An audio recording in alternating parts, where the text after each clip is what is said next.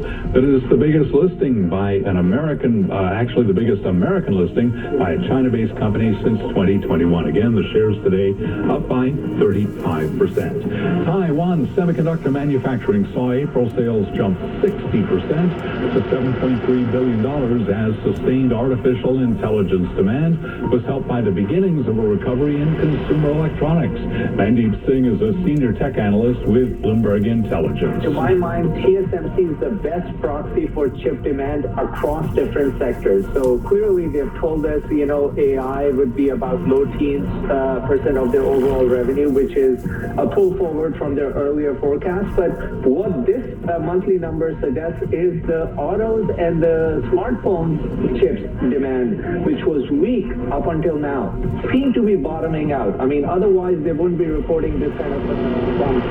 Mandeep Singh of Bloomberg Intelligence, and today shares of Taiwan Semi up by 4.5%. McDonald's is looking to launch a $5 meal deal in the U.S. so the burger chain is betting can lure penny-pinching consumers back in.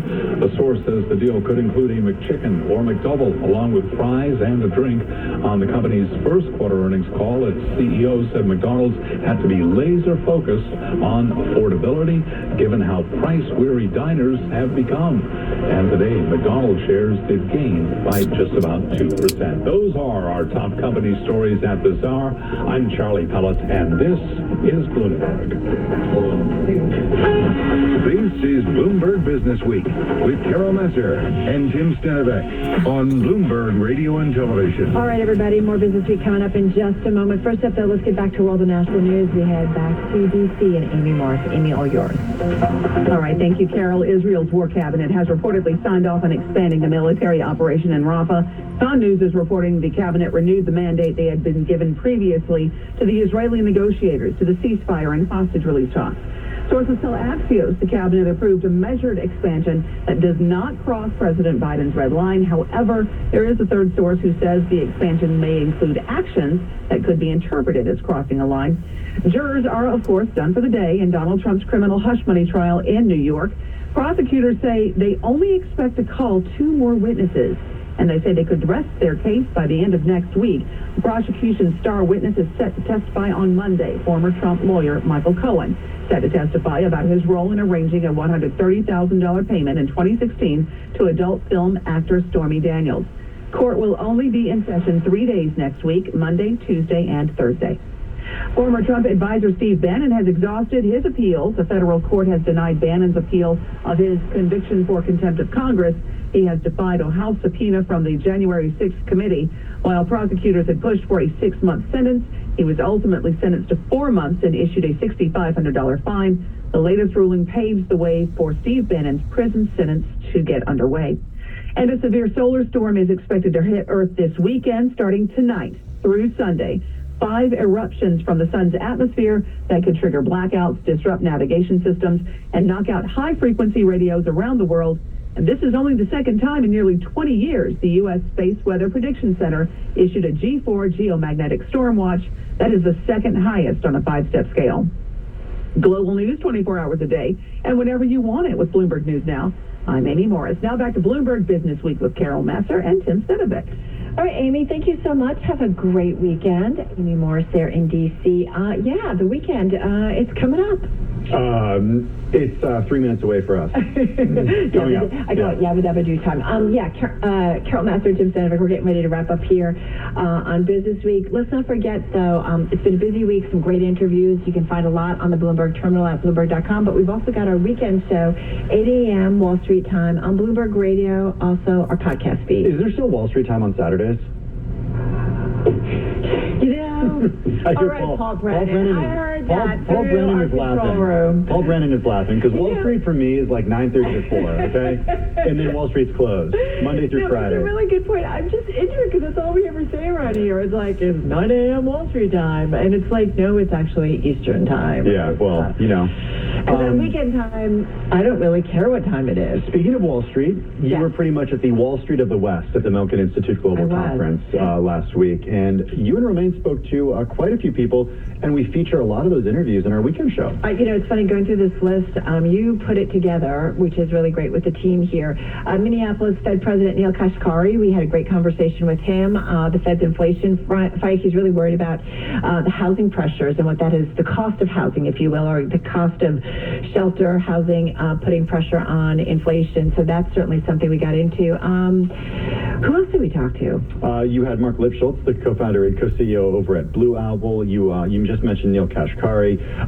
Really interesting interview that you had with State Street's Ron O'Hanley also. Yeah, big picture, big market picture. You saw crypto with Jeremy Allaire? Yes, we did indeed. We also got some M&A take from some different players. We got over at Carlyle Group, CIO of infrastructure of Carlyle Group, Pooja Goyal, talking to her about what they're doing in terms of infrastructure investing. I love the interview you guys had with Byron Allen, especially with everything happening with Paramount.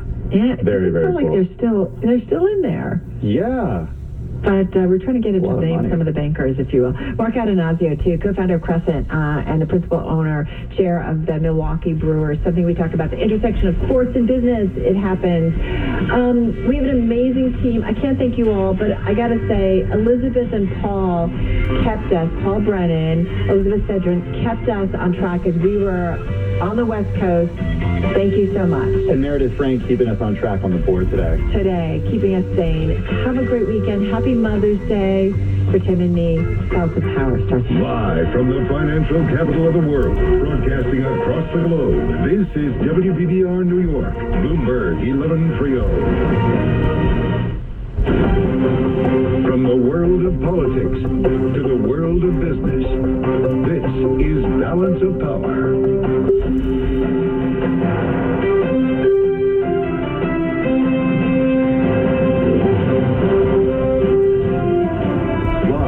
Washington, D.C. From Bloomberg's Washington, D.C. studios to our TV and radio audiences worldwide, welcome to Balance of Power. Alongside Joe Matthew, I'm Kaylee Lyon. The Biden administration set to unveil new China tariffs on electric vehicles, batteries, solar cells as soon as next week, ratcheting up tensions between the two countries. This is the U.S. rift with Israel deepens. The Israeli War Cabinet approving a limited expansion in Rafah after President Biden lays out his red lines. We'll speak with Democratic Congressman John Garamendi of California, a member of the House Armed Services Committee. And the prosecution in Donald Trump's criminal trial says they may rest their case next week. We'll wrap the action in the trial this week with former New York City prosecutor Deanna Paul. And Kaylee, what a week it was. With Stormy Daniels now in the rearview mirror, apparently we are looking forward to Michael Cohen as the potential closer for the prosecution next week. Yep, he could be called to the stand Monday. Of course, the prosecution, as you said, Joe, has indicated that they may wrap this whole thing up, at least on their end, for next week. But in the meantime, Trump, of course, is still under a gag order. And as usual, he's not very pleased about that and made it known outside court earlier today. There is no gag order for Michael Cohen. What the judge did was amazing, actually. It was amazing. Everybody can say whatever they want. They can say whatever they want, but I'm not allowed to say anything about anybody. It's a disgrace. And you see it. That's where we start with Bloomberg's Laura Davison and our eyes on the campaign trail. Laura, this has been a daily event, well, I guess with the exception of one day a week for Donald Trump. Is this working for him? We heard some pretty salacious, some pretty tough stuff from Stormy Daniels on the stand this week. He's trying to use the brief time he has in the lobby with reporters. Where are we right now in his campaign? This has not been a great week for him. This is a week that people have really tuned in. This has been going on for several weeks, but all the salacious details, as you mentioned, have really, honed the media coverage on this, and I expect that we'll see more of that next week as Michael Cohen takes the stand. However, this has not stopped him from campaigning. He's going to be in New Jersey this weekend holding a big rally, and he has a bunch of big fundraisers events, which shows that donors aren't scared off by this. Well, and historically, we have seen that he is able to raise money off of his various legal troubles, and perhaps talking about the gag order repeatedly outside the courthouse just focuses that messaging and reiterates it to those people who might be willing to spend money for his cause. At the same time, clearly there is some section of the Republican voter base that does not like what they're seeing, and you're seeing it showing up in protest votes earlier this week. Nikki Haley got 22% of the vote in the Indiana Republican primary. She's going to be meeting with some of her donors from her campaign that has ended next week. not endorsing Trump, though. How is Nikki Haley still a factor here? This has been really interesting. If she has withheld her endorsement so far, she's having this big confab with all these donors early next week to basically say, to keep things together. We've talked a lot about, Joe Biden's problems with young voters, looking at Gaza and all of this.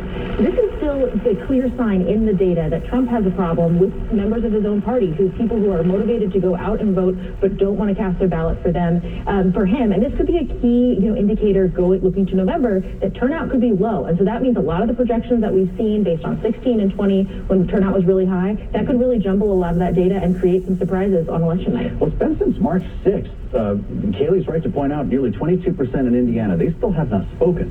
Not that night, not since then. Is there going to have to be some kind of a deal to work this out in terms of delegates or a potential endorsement at the convention? It's possible. I also would not discount Nikki Haley as a potential pick somewhere in a Trump administration. Yeah. She was there before. They had a good relationship, and it could be something that, if Trump and his campaign aides see the Nikki Haley problem, they could try to bring her into the fold somehow. Okay, so we know that Nikki Haley will be doing that next week. We know Donald Trump will be in New Jersey this weekend trying to raise some money. Joe Biden, as we speak, is out in California trying to do the same. How, in terms of competition on the fundraising, how far ahead is Biden still, even with the millions of dollars that Trump has been able to raise on these legal troubles? So Biden has about a $100 million lead. We'll learn in a couple weeks, how much he raised for the past month. Trump put out his numbers already. He said he raised just about $73 million. Biden has been doing more than that in recent months, somewhere around 95 million. So if he's able to do that, again, in this most recent disclosure, he'll maintain that lead. But remember that the Biden campaign is spending a lot more than the Trump campaign is. So there could kind of be some rejiggering of the numbers here as the Biden team really invested in the battleground states, opening offices, all this advertising. $15 million ad buy is the report for the month of May. This is Biden finally putting money to work then. This really is. Remember, Trump, though, has legal fees, and that's been a key drag on his campaign. Yeah. Indeed. Bloomberg's Laura Davison, thank you so much. Meantime, as President Biden is campaigning or raising money in California, the Biden administration next week is expected to unveil new tariffs against China on electric vehicles, batteries, and solar cells. Bloomberg's Mike Shepard is joining us now. So obviously, Mike, this administration has left intact a lot of the existing tariffs that were put into place under the Trump administration, now looking at expanding them, but perhaps in a more narrow way than what Donald Trump says he would do, 60% plus tariffs on everything. Very much so. The rival for President Joe Biden in November is envisioning a much bigger round of tariffs than what he put into place back in 2018. What we're talking about now is a review that the current administration has done of those Trump tariffs to see what they would keep and what they might increase and what they might let go of. They're largely leaving the existing regime intact, except they are raising tariffs in those handful of key areas that you mentioned. One of the biggest is electric vehicles, and that is something that the administration is trying to set up a barrier against. Chinese electric vehicles, Chinese-made electric vehicles have made inroads elsewhere in the world, especially in Europe, and the concern is that, well, they could break ground here. There are already 25% tariffs in place against potential imports of Chinese electric cars.